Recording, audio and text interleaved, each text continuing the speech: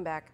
Well, the Concerned Catholics of Guam is calling out the people behind the highly controversial Redemptoris Seminary, saying they are not a reputable institution of higher learning. The CCOG says that the RMS is nothing but a fraud. Here's more. In my opinion, the Redemptoris Seminary in Jonia is a sham.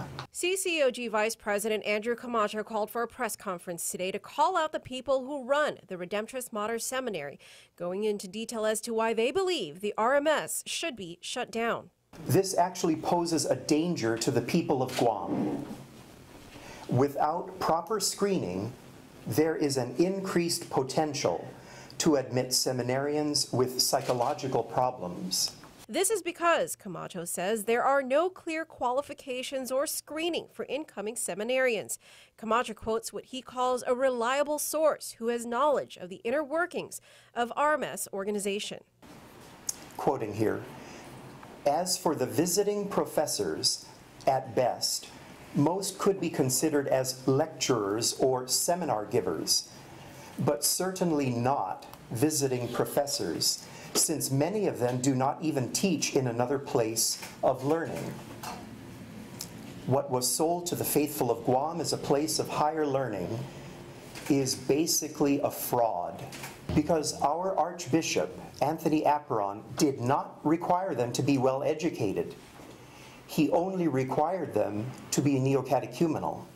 Today's press conference comes on the heels of a statement from Archbishop Anthony Apron last week, in which the disgraced Archbishop refused to lift a deed restriction on the multi-million-dollar RMS property. Archbishop Savio Hantai Fai, the temporary administrator of the Archdiocese of Agana, acknowledged last week that the deed of restriction on the RMS property essentially conveys the property to the third party that controls the Redemptoris Seminary in Jonia.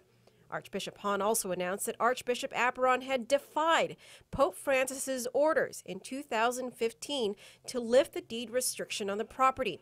Archbishop Apron, in his statement, denied this allegation. Well, that was a surprise.